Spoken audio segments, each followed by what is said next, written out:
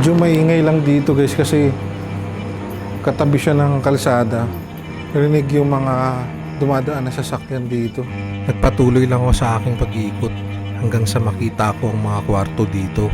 Ito may isa pang kwarto dito. Ang laki ng kwarto. Wala na rin siyang mga kisame at bintana. Tapos may isa pang kwarto dito. Hindi ko sure kung CR ba to. Pero malamang sa malamang CR siya na hindi tapos. Pinasok ko na rin ang iba pang kwarto dito. May isa pang kwarto dito guys.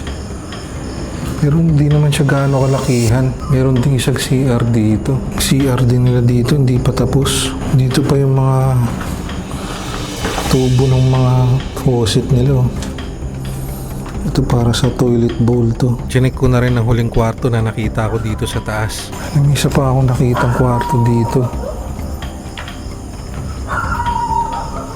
Ito meron siyang tagusan doon sa kabila. Tapos may mga kulungan din ng mga manok dito.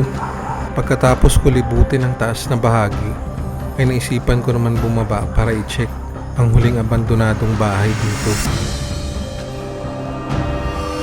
May nakita akong isang bahay doon pero hindi ko sigurado kung mapapasok ba natin to.